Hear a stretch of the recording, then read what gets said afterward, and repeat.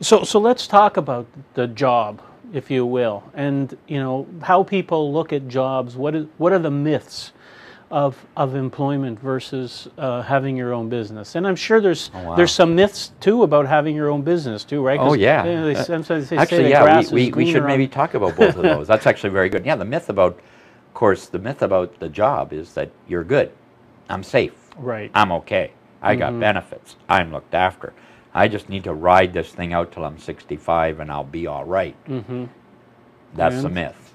And the reality is? Well, the reality is that people change careers how many times? I mean, Alberto here will probably change careers 5 or 6 times in his life to something different. I don't know specifically those numbers. I'd love to share those with you, but different directions, different paths. He'll be out of work. He'll be challenged with all of those things.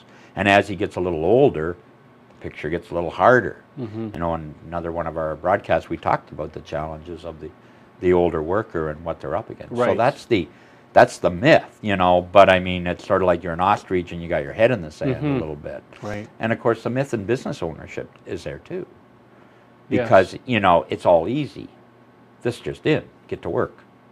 Because you think you worked hard before, working harder you're going to be working just as hard in most cases for yourself as you build value or you build something for yourself into that. Right. And the success rate on pure entrepreneurialism.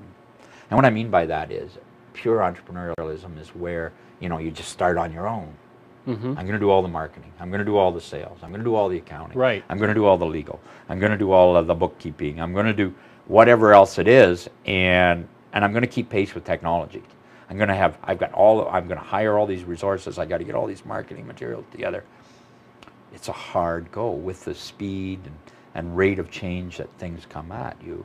It's hard to keep up. But, wealth is generated through business ownership. Yes. 80% of the wealth held in North America is a result of business ownership. Right. But the sad fact in that entrepreneurialism is that 95% of entrepreneurs are making less than $50,000 a year. So that should scare you enough to think twice about staying in your job. Right. So what's the solution, right? What is the solution? Franchising. Okay. Because it reduces the risk because Well, you're buying into a tried and true system. Is that right? Yeah, well, 85%, exactly, and 85% of the people that start a franchise are still in those business 5 and 6 years down the road. Right. But, That's a pretty amazing statistic. Well, yeah, will you have your job in 5, 6 years? Who knows? Who knows? Exactly. You Right. don't know. And, so there's just a lot of great numbers around that, and in fact, here's an interesting number that came up the other day. It was from a friend of mine in Cape Cod who said, that 80%, that if you, see if I'll make sure I get this right, if you were making 100,000 before and you lost your job, your your next job will have at least a 20% reduction in Right. what you'll make. So you'll make 80,000. Yeah. And God forbid you lose your job again, because that's going to happen to you Right. all over Then again. you'll make even less. Because it's When just, you find another job. well, If you find another job. if you do, Right. and so those are really hard realities that go. So, but if you look at it on a map and you look at the idea of the job first and versus versus business ownership, franchise business ownership, the job will win in the first year.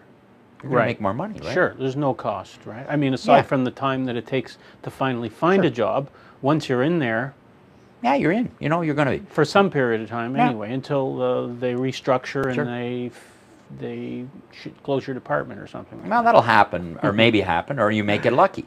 But the other part of it, so start your business against that. The business, you're going to struggle, but you've invested in yourself. Right. And you have an asset Right. in most cases. And what'll happen is that asset now, you start putting value and sales. So you still have the asset, and now you're putting sales into it, and you're creating goodwill and a lot of other good things. So give the job, give the scorecard to the job first year, give it to them, they win. Let's move to the second year. The business is worth more. The asset is more, you got more value, got something to resell. You're starting to take salary out. Oh, by the way, you probably got a raise in your job, you may have got 3%. Mm-hmm. Way to go. That'll pay the taxes. Right. And now we go into the third year, and now you're driving. Your business should be primed, rolling, good things going. You're not talking about 3% increases. Who knows what you're talking about? Could as be. much as you're willing. Right, You 20, could be 30 doubling. You more, could even yeah. doubling your size of your business or Right. beyond, depending on the momentum that you build in it. Now who's winning? Oh, and by the way, what do I have to sell? You have an asset that has equity in it, right? Sure, exactly. Right. And then if you decide you want to sell and it's time to move on, it's when you decide. Exactly. Yeah, you're not. Big difference. Yeah, I love my boss. Right. Exactly. And so I don't see that. And you look at that, and it's just a message that people don't clearly get, I think. So why don't